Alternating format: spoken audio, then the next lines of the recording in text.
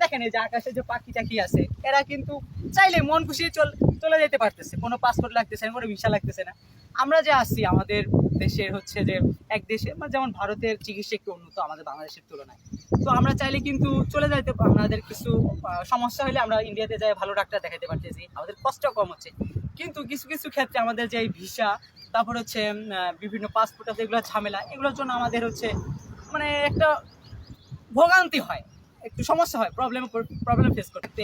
এই বাধাটা না থাকতো তাহলে কিন্তু আমরা সবাই চলে যাইতে পারতাম, কোনো পাসপোর্ট ভিসা কিছুই লাগতো না, আমরা কিন্তু সোজা চলে যাইতে পারতাম। আমরা ওই দেশের মানুষ, ইন্ডিয়ার মানুষ কিন্তু বাংলাদেশে আসতে পারতো, আমরা যাইতে পারতাম।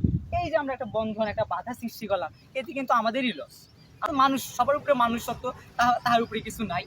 তো আমাদের দেখেন যেমন পাখিরা মন চাচ্ছে উড়ে উড়ে যাচ্ছে, উড়ে উড়ে আসতেছে, মানে ওদের কোনো পাসপোর্ট ভিসা কিছুই লাগতেছে না। আমরা যদি আমরা তো মানুষ, আমাদের উপরে তো আর কেউ নাই, আমরা হচ্ছে সৃষ্টির সেরা জীব, তাহলে আমরা আমাদের মধ্যে কেন এই বাধাটা আমরা সৃষ্টি করলাম? যেন চাইলেই সহজেই যেন আমরা ইন্ডিয়াতে যেতে পারি, আমাদের যে চিকিৎসা আছে, বিভিন্ন জিনিস চিকিৎসা নিয়ে যেন আমরা সহজে আসতে পারি, আমাদের যেন কষ্ট কম হয়।